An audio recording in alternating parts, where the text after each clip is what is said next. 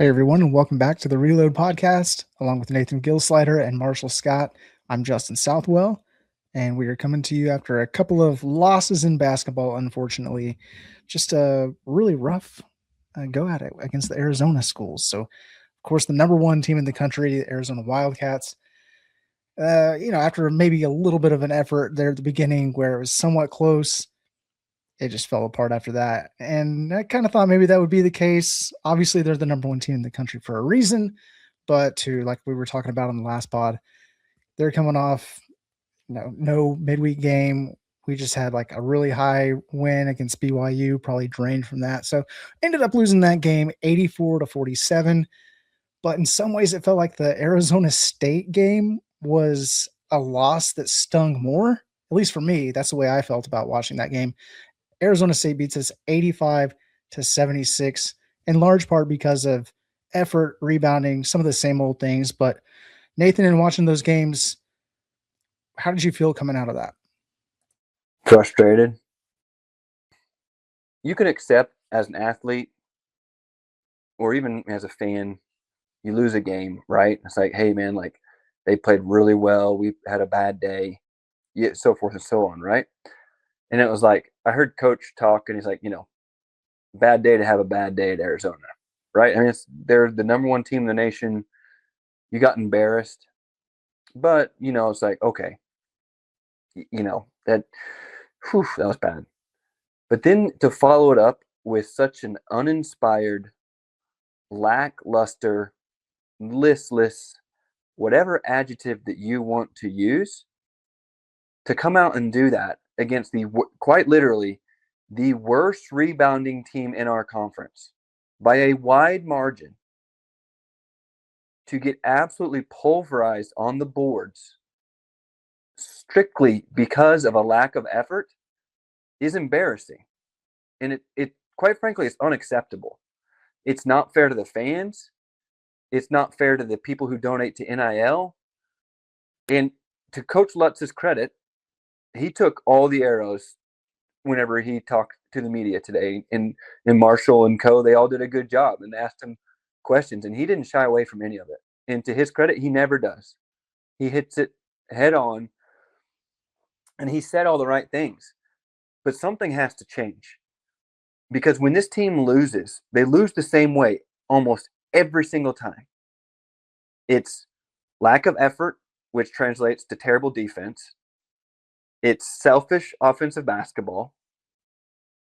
And it's terrible basketball IQ/toughness.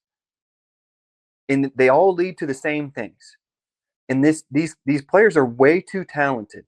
I'm not saying these are first-round draft picks, but these are good college basketball players that have yet to figure out. And quite frankly, like we talked about, there's a reason why somebody's been to 6 schools in 6 years. There's a reason why somebody's been to 3 schools in 4 years, right? These things, if you're really, really, really good, schools find a way to keep you. It's just like in professional sports. If you're really, really, really good, you don't hit the free agency market 99% of the time, right? Unless you're the one that forces it. So these same things that keep happening. And so it's very, very frustrating to watch. Go out there and do the same exact things over and over and over again. And you see the coaches on the sideline in the body language when things start going bad for this team. Man, their body language is horrific. You've got a guy like Ryan Crotty that comes out and he's fighting for a rebound, gets a jump ball, doesn't give it up, rips it away. You got a freshman coming in there. Nobody goes over there and daps him up. Nobody goes over there and does anything. Like, that to me tells me everything. You watch Houston play, you watch KU play, you watch Arizona. I understand I'm listing off some of the best basketball teams in the country, but it's not about talent. It's about how they play. And they're in the same NIL environment that we are, and they play for each other. KU, without maybe the one player that doesn't play for everybody else, and Darren Peterson, most talented player in college basketball, what did they do? They dug in and they beat the number one basketball team in the nation for the first time this season. And it had nothing to do with their talent. Obviously, they're extremely talented. It's because They played their butt off on defense. They cared about each other. I mean, their second best player went 6 for 25, and you still beat them. And like that's what's so disheartening. I'm not giving up on Coach Lutz by any means. I like the trajectory that you see on some of the young players and the recruiting and how some things are going.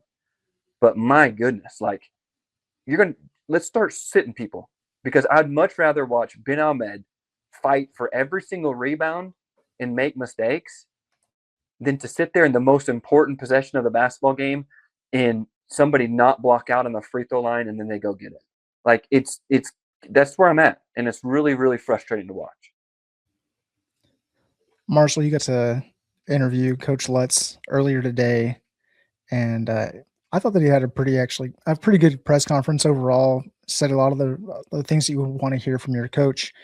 Do you think that there's maybe anything that you're left wondering after he answers it, how legitimate that could actually happen? And what I'm referencing really is the effort on rebounding, right? I think you mentioned that, like him being able to instill that mindset in these guys that you were able to do it at BYU. That's pretty much the standard. You should be able to do that every time you go out on the court and be consistent.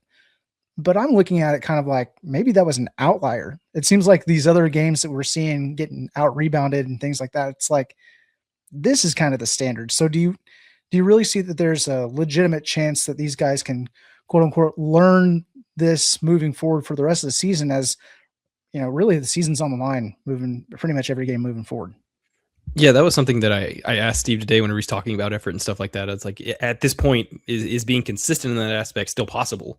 And he said yes, because, and he pointed to that BYU game. He's like, if we did it then, we should be able to do it forever, because it's not like something that, it's not like shooting a shot and you'll make 50% of your threes or whatever whenever you're shooting in an open gym. It's literally just effort. It's want to. So I think he still does believe that is a possibility, that this team can flip the switch on and keep it flipped. But yeah, it was a frustrating weekend. It feels really bad whenever you watch Oklahoma State shoot 25% against Arizona, and then like we sort of mentioned, I was more disheartened by the performance at Arizona State. Just the Arizona game for a little bit, it felt like there was like a point. Let me get this pulled up. So Anthony Roy hits a three. Chris Coleman makes a layup like right after that. It's 25-18, and it felt like Oklahoma State sort of had a little bit of momentum. And then VJ Miller misses like two pretty open threes. Anthony Roy misses an open three. And then from that point on, it was just like that was the basketball game. I'm sort of interested in like resetting from that point and like what happens if they make two of these three threes, like sort of where does this game go from there? But Arizona's super good. They made 2 3-pointers and kicked the crap out of Oklahoma State. So don't think that one, I think the expectations have something to do with it. Like nobody was expecting Oklahoma State to go into number 1 unbeaten Arizona and win that basketball game. But if this team is a tournament team, I think we all expected them to go to Tempe on Tuesday and win that basketball game, and they just simply didn't. They got out rebounded 45-34. The gross stats: second chance points 24-4 in favor of Arizona State. Points off turnovers 26-13. I'm not sure if it can work where a bucket could be a point off turnover and a second chance point. I'm honestly not sure how that works. But if not, that's literally 50 points that you essentially just said, here you go, Arizona State, we're going to try and beat you still. And to their credit, like if they just do one of those things, if they just take care of the basketball at a normal rate or rebound the basketball at a normal rate, Oklahoma State wins that basketball game. So super frustrating. It feels like every game is super important from this point on. And yeah, I given the spot that Oklahoma State was in, I just don't know how that performed, how they went to Tempe, and that was what they came up with. I just really don't. That's super disheartening. That's apparently what it meant to them. If Arizona, which they don't shoot a ton of threes anyways, but if you only shoot 2 3-pointers in today's basketball game and you get absolutely crushed, that is essentially like in a football game when somebody turns around and hands it off 45 times and say, you're not going to beat us and we're just going to run right at you, and I don't care if you know what's going to happen. And they take your soul and they do that. That's exactly what Arizona did. And they didn't give a damn. Like they didn't take it personally. They didn't feel embarrassed. They didn't care, because you follow that up with maybe the most uninspired performance of the entire year. Like you didn't learn anything. That's the most frustrating thing. Like Christian Coleman, unbelievably talented, 3 times in the Arizona State game, he got a board and then decides to dribble it, and somebody comes right up behind him and steals it, and then they go score. Like, that's The one time there was like a guy at his feet and he tried to bounce it, and the guy was like, "Thank you." You literally bounce it right to him. And it's like, you've played way too much basketball at this level to do that. Like, they are higher IQ basketball players than they are playing. Our guards and Dan Dickow, the guy that was calling the game, I thought he did a good job calling it out. They over-penetrate so often. Like, I love that you're getting in there, but you're getting in so deep that you're not leaving yourself a way to dump off or make a shot. And if you shoot, then it's some acrobatic, leaner, this thing that's got to go up over a 6'10", like Diop. And it's like, that's not good basketball. Just because you got in the paint doesn't mean you did a good job. You know what I mean? And it's like, you saw that in Arizona.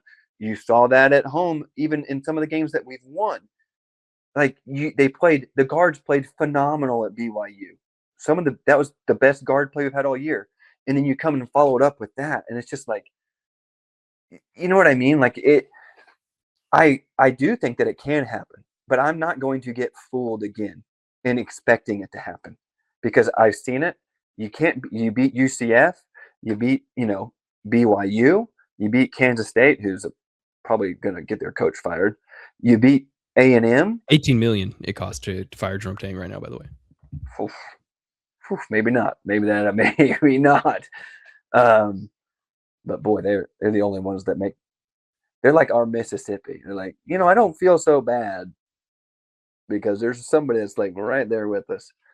But yeah, and they spent quite a bit more money. But anyways, all that being said is I'm done getting hurt by this basketball team. I know what they can do. We've all seen it. Until they do it consistently, and even if we go beat TCU at home like we should, I'm not going to expect them to follow that up with a good performance against Kansas. You know what I mean? Like, shame on me, because Sure. I don't know. I just I don't know. Well, they haven't given you any kind of reason for you to believe that they're going to be consistent.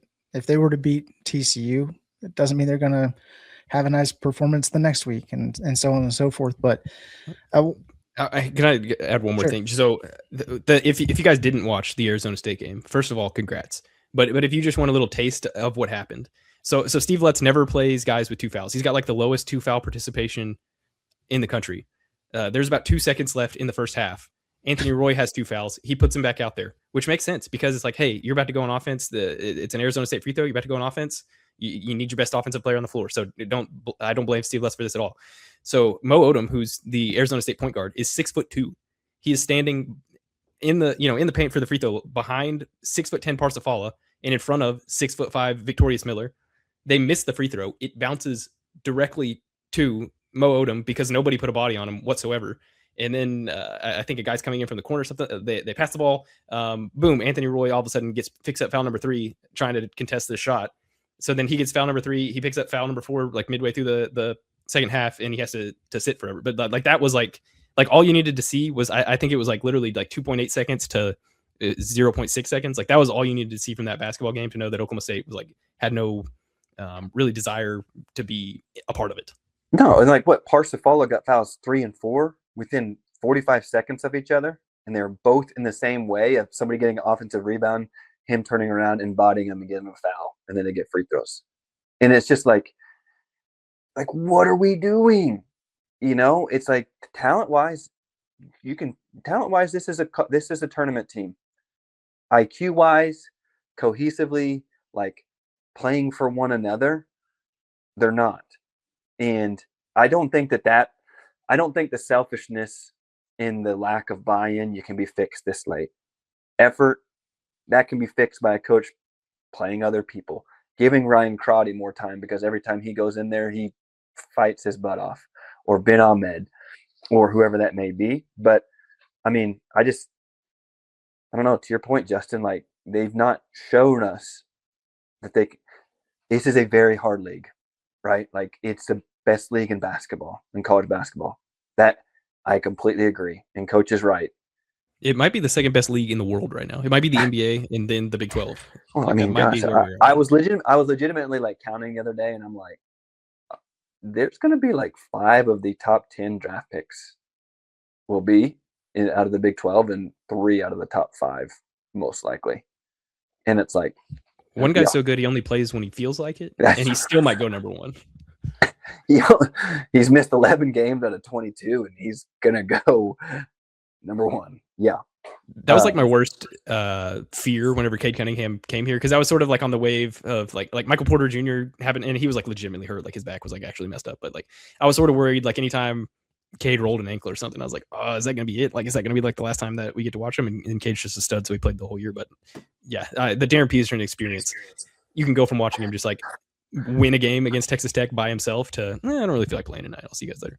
Yeah, and somebody, and actually, and this kind of goes back to OSU and kind of like what needs to happen moving forward.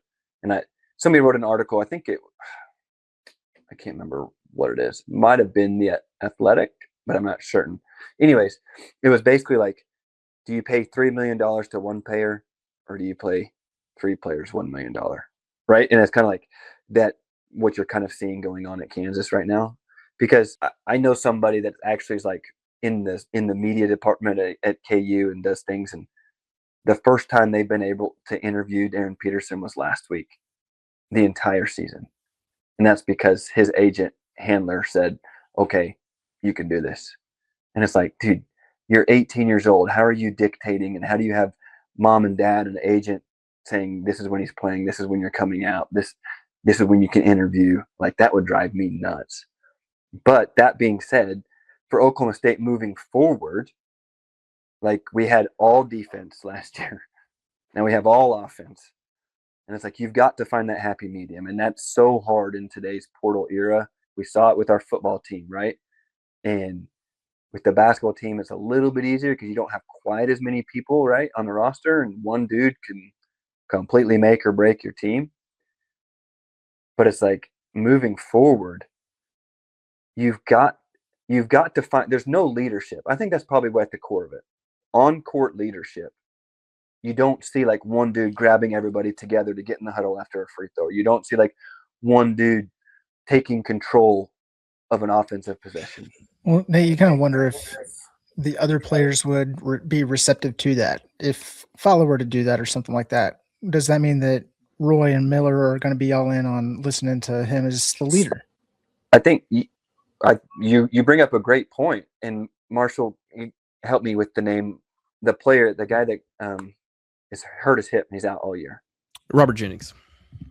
I think that's the biggest area that we miss Robert Jennings, is on floor. He's been with Coach Lutz forever. They have he's like that floor general, like guy that Coach Lutz really trusts. And he's not out there. And you got all these guys that have been here for 1 year. And I think that's where you see that most. And to your point, Justin, it's like, yeah, I think there's a fear. Like, if you've not come together as a team, and you're like, the body language says sometimes of Roy and Miller, it's like, I'm going to get mine and I don't care what else happens. Not saying that's the truth. I'm just saying that's the body language that sometimes that's put out there. Then it's like, if no one's going to pull it together, then it's just going to keep happening. And I don't know. It's like Cleary has this, like, I want to take the big shot. Sometimes I don't like the shots he takes in clutch, but he ain't afraid to take it. And I like that about him. But he's got to be more of a floor general if he's going to be that guy. And it's not, I don't know. It's like, if you were to say, like, Nathan, what do you think the number one issue that's with this basketball team? It's leadership to me. And I think that stems because a great leader doesn't allow your team to lay an egg in effort week after week. Or a great leader doesn't allow your team to not pick somebody else out after they've been knocked to the floor. You know what I'm saying? Like, I guess you're either coaching it or you're allowing it. And to Coach Lutz's credit, like, he said that, right? Pretty much today, Marshall was like, this is on me as much as it's on the players. And he's right. And I love that he says it. But you've got to start seeing it. And that's got to, I don't know who that is. I don't know what that looks like, but it's got to start showing up. If you're telling me that effort and toughness is a reason that you're losing basketball games, then you've got to play the guys that give you effort and toughness. If they're not the most talented or they're the youngest. Yeah, and I'll plug the chamber here because I think there was a good comment from Allison in there that kind of brought up a lot of the teams that we're looking at, these Arizona, Iowa State, Houston, they all have guys that have at least 4 or 5 guys that have been on the roster for at least 2 years. And I think that maybe that's part of where we're lacking in experience for sure, but maybe that leadership that you're talking about and a cohesion as a team. And yeah, the Big 12 is freaking tough and it's going to eat you alive if you don't have guys that have the experience, 1, but 2, the leadership to be able to step up and to navigate the schedule because it's just ridiculous. Yeah, like I said, I think that's where a guy like Jennings, right? He's Yeah. been on this roster. He was the only one that's been on the roster for multiple years, and he's out. And then you've got guys like a Lefty or Millie or Ahmed that aren't even from around here, and you're asking them to be in leadership roles. Yeah, that's probably not likely. You know what I mean? I think that's a good point, Justin. But I do like the ownership Lutz is taking, and in kind of a weird way, I like, in my mind, I'm thinking I mentioned already, no consistency to make me believe that we're going to flip a switch and turn it on the last 7 games that's left in conference play. But the questions were kind of phrased to him today that could be interpreted by Lutz, probably rightfully so, that season's over. Like we'll be lucky to get in, into NIT, like the bubbles burst. We're not going to make it to the tournament, but his mindset is still, there are games to play. We can win. We can make it there. And I think he's going about it in a positive way. So any other parting thoughts on basketball before we move on to the next topic? No, I think you're right. I think you're right and nail on the head. Like, this team didn't win 16 games by accident. And so that's probably the most frustrating part. And Coach talked about that. It's like, this team can do it. And that's why he expects them to do it. Like you said, we've got TCU, KU, Colorado, West Virginia, Cincy, and UCF left. Let's just be realistic and say, you don't expect them to beat KU, right? They can beat TCU. They can beat Colorado. They can beat West Virginia. They can beat Cincy. We've already beat UCF. I'm not saying you're going to go 5-1, but it's all out in front of you. And so it's on them. And there's 4 of those. I think and then we got Houston. Yeah, they also play Houston. I left that off the thing. Yeah. My bad. Okay. So even 5-2, right? But whatever. UCF, Cincy, West Virginia, TCU, those are all quad 1s.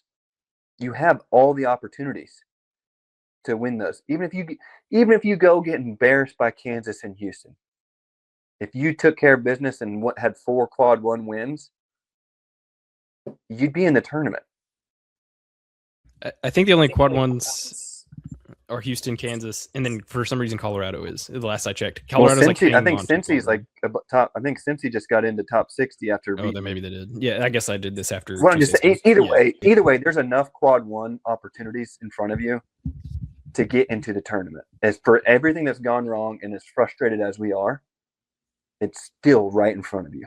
Yeah, it could still flip because, like, just this time last week or whatever, coming off the BYU game, everybody's like, "Holy crap, they're going to do it! They're going to make the tournament." And then 2 games later, it's like the sky is falling. They're definitely not going to make the tournament. And I think, yeah, Steve talking about that today is like, hey, it's still in there in front of us. The Big 12, as brutal as it is to play in, it also will give you opportunities because it's so brutal to increase your standing pretty quickly. But yeah, I think they probably need to get to 9-9 to feel good about stuff going into Selection Sunday.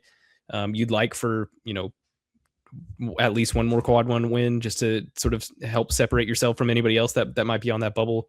But it could be, at best, I think we're all going to be sweating come Selection Sunday. I don't think that there's a world at this point that Oklahoma State is just like in automatically and we all go skipping into March. But yeah, it's the room for error just keeps lessening, and that is the worrying part whenever a game like Tuesday against Arizona State, where they played so poorly, and a lot of it was effort based, that you're like, okay, well, is this going to happen then? Because it right now doesn't feel like that. But yeah, like you guys were saying, it's still out there. So Nathan, you said earlier that you're not going to let them hurt you anymore. I've been getting hurt by OSU basketball my whole life. I'm ready to take some more, I guess. So yeah, we'll see. But this week, it was a bad week. It was a bad week for sure. Buckle up.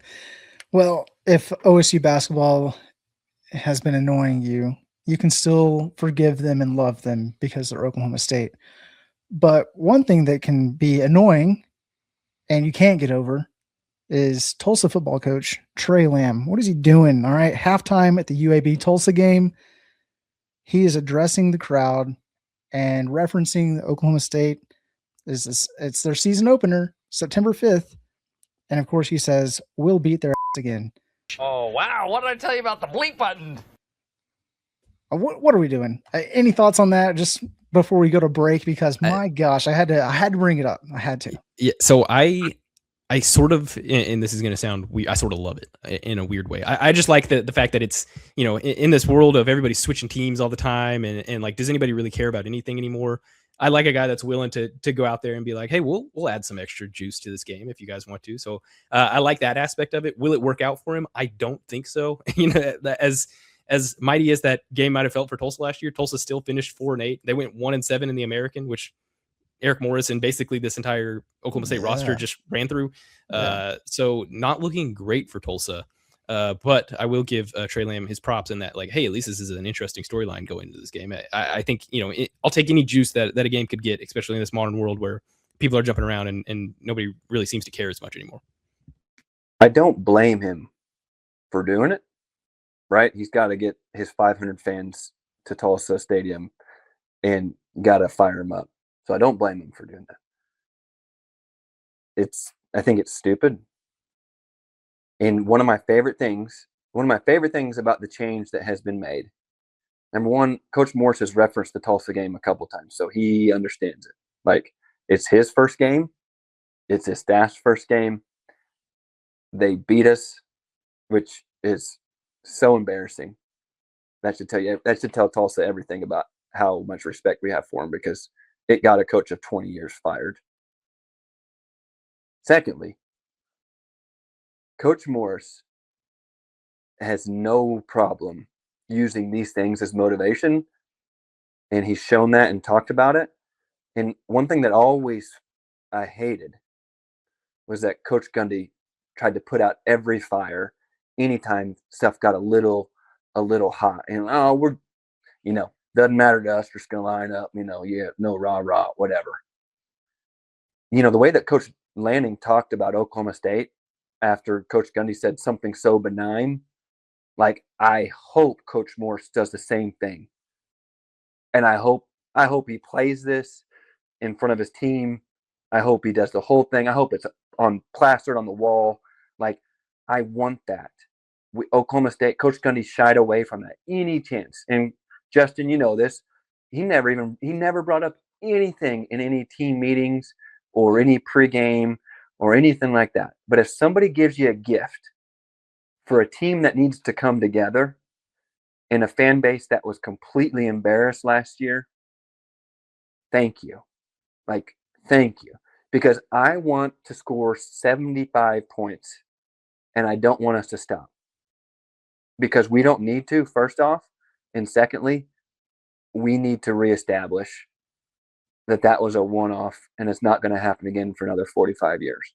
Like, you know what I mean? Like, that's my look on it. So thank you. Because in a lot of ways, like, I imagine Drew Mestemaker isn't really thinking about Tulsa, like, ever. He just got to campus here. He's Oklahoma State's quarterback, yada, yada, yada. I imagine that he didn't necessarily have the Tulsa game circled, aside from it being the first one. So yeah, I think it was a bold move for, 81 new players that probably don't really give a crap about Tulsa all that much, just for you to wave and be like, hey, I want to get on your radar. It's like, well, that was bold. And again, I sort of love it. I'm not going to lie, but we'll see how it works out for him. We will definitely see that. It's just, he's speaking with so much confidence that it's almost like he went to Brewster Consulting Group and got a bunch of confidence all of a sudden. It's like, Tre Lamb, man, come on. Is this what's happening? because the Reload podcast is brought to you by Brewster Consulting Group. Do any of these sound familiar at your company? Our processes are manual and inefficient with no documentation. Our data reporting takes forever and isn't accurate. We hear all the hype about AI, but have no clue what it actually means for our business. Our projects always run over time and over budget. If so, talk with our friends at Brewster Consulting Group. They help build organizations that run like well-oiled machines with clear processes, reliable data and reporting, and technology that actually works for you. Their team of Six Sigma Black Belts, PMP certified project managers, and seasoned data engineers have delivered solutions that are built to last. Local clients like the Tulsa International Airport and Medify. They've also delivered solutions for large international enterprises like DP World. Even better, Brewster was founded and is run by a proud OSU alum and season ticket holder. Learn more about them at www.brewsterconsulting.com or learn more about their methodologies by connecting with them at Brewster Consulting Group on LinkedIn or YouTube. So we got to switch gears to wrestling because we got a big duel on Sunday, and we're kind of wondering now, is Jax Forrest going to wrestle? Because he took a little hiatus of sorts, I guess. Maybe he's done. Maybe they're shutting it down for the rest of the year, but more than likely, he's probably going to wrestle. Potential ranked matchup here against Virginia Tech. So, Marshall, any thoughts going into this one? What do we need to look out for? Yeah, so Jax is the big one. There's been rumors by some of the national guys that he actually might hit an open tournament this weekend to try and get his match count up. It has something to do with like allocating seeds to the Big 12 and like he needs a certain amount of matches under. It's sort of a mess. But if he doesn't, it's interesting because if he doesn't wrestle, there is a world where Oklahoma State loses this duel. Like there's enough toss-up matches where this thing could get a little sideways. He would be wrestling Aaron Seidel of Virginia Tech. He's ranked 6th in the country. Aaron Seidel and Jax Forrest actually met in the Pennsylvania State Championship last year. So it was Seidel's last high school match. Forrest ended up beating him. I think it was 7-2. He got a takedown late because Seidel just went for a big throw because he needed some points at the end and ended up falling down and giving up a late takedown. So it was a super close match. So yeah, that would be massive. It'd be Jax's biggest match of his career, college career to this point. But there's been some discussions as to whether maybe he's going to go get it open. That way he can, stack some matches. It'll be interesting. If not, they're probably not going to run Ronnie Ramirez out there because he used his 5th date in the last duel against Little Rock. So that would mean anything past this for Ronnie Ramirez. He has burned his red shirt. They've still got Richard Figueroa on the roster. I believe is like 2-7 right now, but has won a national title before. Rin Sakamoto, the Japanese guy. I wouldn't mind seeing some Rin Sakamoto if that's what it came to. But yeah, it's going to be a fun duel. There's a lot of really good matchups. Troy Spratley at 125 is going to take on number 3 Eddie Ventresca. They met in the national semifinals last year. Troy has beaten him both times that they've wrestled. The duel in Stillwater last year, I think he majored him, and then they went to tiebreakers in the national semifinal. And then I believe Alex Facundo's got a big match at 174. Where's this guy ranked? I don't know. But there are a handful of good matches that I should honestly, within the next day, I'm going to study up on a little bit. But Sonny Sasso, 197, that's a big match for Cody Merrill. Merrill's had a lot of tight matches. I imagine this one will be pretty tight. I think Sammy Sasso is sort of like a let it fly type guy. So that'll be like a clash of styles. So yeah, this is a losable duel for Oklahoma State if, one or two things go rather poorly. Virginia Tech's a good team, only getting better. They're getting some stud recruits in next year. But yeah, this should be a fun one. The big talking point, though, entering this and leaving it will be whether or not Jax Forrest and Aaron Seidel meet up. So I'm looking forward to it. I hope that they do wrestle. If they don't, seeing Rin Sakamoto run out for that Iowa duel was sick last year. So that's sort of what I'm hoping for if Jax isn't going to go. I believe, correct me if I'm wrong, Marshall, but I think everybody in the starting lineup's in the top 10. Yep. Yeah. Jax is technically their lowest ranked guy right at number 10. Yeah. So pretty awesome. But that just speaks to the team growing, getting better, and the bright future ahead. But I just wanted to note that. I thought that was pretty cool to see. I mean, it's been a while since Oklahoma State's done that. Doesn't sound like a big deal, but you think about like having all 10 ranked in the top 10, like that's pretty darn good. It's not Penn State, but it's pretty darn good. And I've seen a lot of like, oh, why is Jax ranked so low if he's so good? And like wrestling, unlike football, it's sort of, they don't really care about potential. They're like, okay, what have you like actually done on a wrestling mat? Sure, it's understandable. Yeah, I think his best win was that Farber kid from UNI, who I think was like 23 or 25 at the time. So for people wondering why Jax isn't higher ranked, that's it. Even like stud freshmen coming in, if they haven't wrestled against college guys, some guys go to like college opens when they're in high school their senior year and wrestle some college guys, so they might sneak into the rankings whenever they're first a freshman. But a lot of the initial rankings, like right whenever they get posted, and like have no true freshmen in them because they actually like wait and see what happens on the mat, which I think is a pretty interesting idea, some would say. Checks out. Makes sense. Now, some would say that having all 10 wrestlers ranked in the top 10 led to Oklahoma State selling out their duel against Iowa the following week. So I don't know. Maybe that's something that plays into this a little bit. But if you missed your opportunity to get tickets, you're going to have to go, I don't know, scalp some tickets or buy from the second market because we're selling out GIA again. So we'll circle back around and talk a little bit more about that next week. But before we get to that, we gotta talk about this other spring sports going on. Softball kind of off to a coldish start, I would say, by their standards. So 4-3, off to a little bit of a rocky start there. Marshall, you've been covering the team, I assume. Is there anything else that's maybe surprising to you in the first 7 games that they played so far? Yeah, so all the and this is similar with baseball, but Kenny Gatsky just is where are the hardest tournaments possible? That's where I'm going, like right off the rip. So all their losses to this point, all 3 of them have been to ranked foes. They've lost to Stanford twice, and then they lost to LSU today. They beat Georgia this morning, who was ranked ahead of them.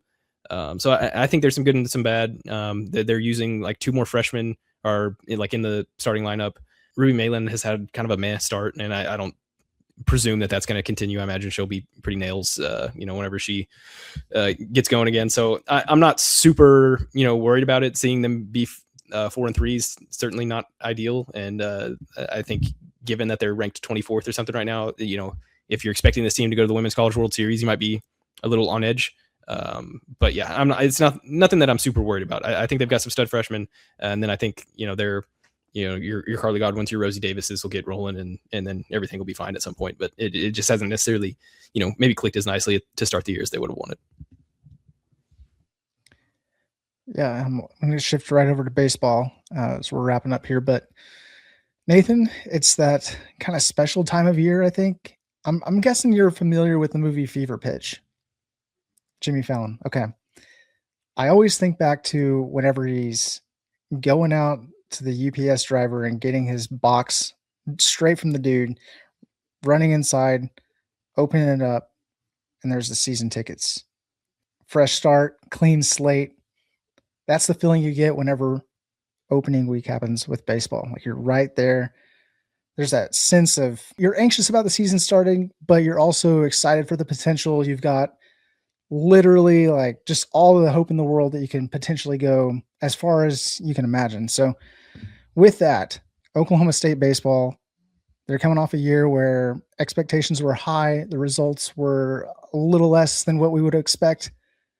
There have been some changes on staff, some changes on the roster. What do you expect and what are you hopeful for Oklahoma State baseball as we're approaching opening day? Yeah, this is kind of the first season in quite a while that baseball is kind of going under the radar a little bit. I believe they're picked sixth or fifth. So kind of just right in there like, hey, we're going to be pretty good, but not expected to win the league type of thing, which is a position that Oklahoma State hasn't been in quite a while. We've always had uber talent since Coach Holiday has been there, and that's kind of been the frustration with most fans, right? If anybody watched Nolan McLean last year pitch for the Mets, and then they've got another one of our guys getting ready to come up this year. He's going to get in the major league. Binge. Yeah, Carson Binge, right? He's going to be in major league spring training, and that's 2 years ago. Rock Riggio's, and you see all these guys, right? And you're like, how did we not get to the World Series? One of the biggest reasons is our pitching. Pitching, as good as it's been, has come up a little short in our regional and our super. And so the reason why I say that is new pitching coach. So that's going to be, for me, one of the main things I'm watching. I watched Coach Walton at ORU. I watched him at OSU. And he's so consistent that you kind of knew what you were going to get from him. So it's going to be some new things, new pitching, new pitches, new way to call games. You know what I mean? Are the catchers going to call the games? Coach Walton called almost all of the games when he was the pitching coach, which is not something that's kind of done anymore, but the way that he liked to do it. So, you look at last year, one of the reasons why we kind of dipped is the infield. It was just with a rash of injuries with guys like Miola, Avery Ortiz. You take those 2 guys out, and then we had a freshman in Brock Thompson play the whole season, and you're switching him around, trying to do things. We were able to get Brueggemann back for a 6th year, which is kind of crazy. But I think that's going to be the strength of this team. It's going to be its infield. Yeah, a guy like Miola, he's a leader, clutch. He's been through a lot. And Avery Ortiz can really bang. So if I were to say like what's the strength of this team, I would say the infield. What's the unknown besides the pitching staff is our catchers. We got a bunch of new catchers. Don't really know what we're going to get from there. And our outfield, you got a guy like Colin Ritchie, who I think has a chance to be all Big 12. The guy, if anybody watched that Georgia regional last year, you saw the ceiling of Colin Ritchie, and that's an uber talented outfielder. He's going to move to center field this year. The guy can absolutely rake. It's kind of, then after that, it's like, where do the freshmen fit in? Coach Holiday's always played freshmen. He's always brought in freshmen. One of the things he's talked about so much with this new NIL portal era is he wants to stay true to himself and continue to bring in freshmen and give them opportunities to play so they stick around. And you see that. You see he's been able to do that. OSU has not lost very many high caliber players just because of money to the portal. And that you got to give coach credit for that. So yeah, they get started this weekend. He's very much out of the Ken Gajewski school of how do we want to schedule? Give me the hardest freaking tournament to begin. You're going to go play a very good OU team, Vanderbilt. This tournament is just absolutely loaded in Frisco. It's going to be fun to watch. Get a guy Arkansas like is another team. Go ahead. What? Grand Canyon, you said? Arkansas. Did you say Arkansas? Arkansas. Yes, Arkansas is the other team. Well, starting with Arkansas. Yes. Then OU, and then Vandy. So coming out of the gates hot, and then I think they go to Grand Canyon and do some things, but he's never shied away from it. So number one, I would say don't freak out if they lose a couple games in this tournament. Those are going to be hosts teams, and hopefully Oklahoma State can do the same, but those are going to be host teams at the end of the year. And so it's a good measuring stick to come out and see how it's done. So I would say just kind of give them a little bit to get going, but they're going to compete for the Big 12. They're going to be right there and just going to be kind of depending on how it goes. But it's going to be fun because it's the first time in a while this baseball team's been a little underrated. And Nolan McLean will be visible to the entire world because he's going to be pitching for Team USA in that World Baseball Classic. Go Team USA. Olympics also going on right now. So Nathan, I feel like maybe are you like staying in shape because you might be the backup bobsled, like last minute call, hey, get your stuff, let's go. How does your enjoyment of like watching bobs? Because like I'm just like, ooh, people going downhill really fast. Like how does your enjoyment of watching that change now that you've been? Yeah, it's interesting, right? There's still a few guys on the team. Like it was pretty cool. I got to see one of the guys who he ended up being the flag bearer for opening ceremonies. It's a friend of mine. So that was pretty awesome. There's always the pain of watching it and like not doing it, and then, but it's also like being able to see those guys and do that. It's always fun. You love the games for what they stand for and competing. But yeah, it's pretty cool. One of the things I love is the new drone things that they've been able to do with the sliding sports. It kind of gives a better view of maybe like what the actual track is looking like and things like that, because it's so hard to see as you you know what I mean? But yeah, it's cool. I'm excited to see him compete and see how that goes. But I was explaining it to some people the other day because they were asking like, what's it like, or what's all the little intricacies that go into it, and it's like the guys behind the pilot, you have to know the turns and you have to count them in your head while you're going, because you have to ride properly and do all these things. And so it's like, it's like turn one, right, two, bang, bang. And it's like little stuff like that. So that's always fun for me to watch, like how they're riding, those type of things. But that's the kind of stuff that you're doing. You're doing the reps mentally in your head all the time. Yep. And probably when you're waking up in the middle of the night thinking, I'm literally thinking about, Yeah, well, especially like on a new track like this, they've all gotten their time on it. Apparently the start is funky. A bunch of people are messing up at the starts. Yes. Yeah. Starts different than anything really that they do throughout the year. And so you only, the difficult thing is like, you only get 2 runs a day in practice. So it's not like you can continue to practice on it, right? So it's like You got 2 live reps, and then you only get to do that so often. And then you have the last day of official training, you have 2. And if you crash on one of those and you don't get an official run in, you don't get to race. And so like there's those little intricacies like in stuff like that. So it's interesting, man. It's there's a lot of small things that go into it, as you guys would imagine, just like anything else, like F1 racing or whatever it may be, right? It's like, how much do you want to dive into it? But down to, and I don't know if you guys know this or not, but much like an F1, they get to decide which tires they put on. Like bobsled, you get to decide which runners you put on, and it depends on the rock and how thick they are and skinny. Do I want skinny in the front and fatter ones in the back? Do I want both fat ones? Because fatter ones will give you more speed, they give you less control. So depending on how the track is running and the ice temperature and all these type of things, like you make these calls the day before the race, and those are the ones you go with. And so just little stuff like that. It's pretty cool. I've become a big F1 fan, and when you're talking about the turns and you just sort of have to know it, it's like crazy to me whenever a Formula One driver like gets off the track afterwards and they're like, yeah, turn 4 was a little funky. It's like, how do you even, like, I don't know what turn 4 is. Like, what is, which one is that? Yeah, it's pretty cool because you'll see like the pilots, and so the pilots, they'll pull a mask over their thing, and they call it mind runs, but you'll see them and they're just doing the whole thing, and like their head turns, and they're like, they'll go through the whole race in their head how they want to do it, and they pull on, there's not a steering wheel in a bobsled, it's called D-rings, and they're attached to bungees, and that's how you turn the front runners.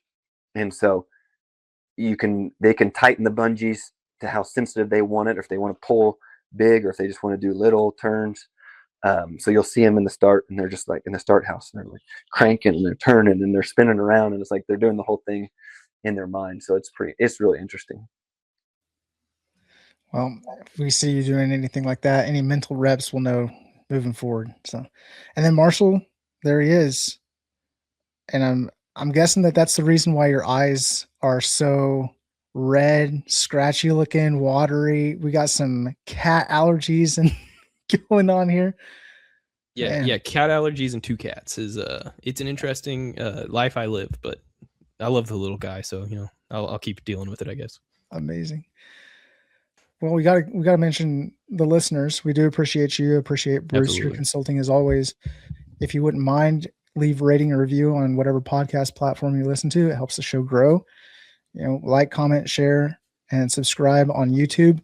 Shout out real quick, by the way, genuinely, because Wet Blanket had mentioned in a comment on YouTube last podcast about we had a spring game last year, and it was like I had already forgotten that, and then sure enough, I'm going back and I'm jogging my memories. Like we actually did have a spring game. It was like 10 months ago.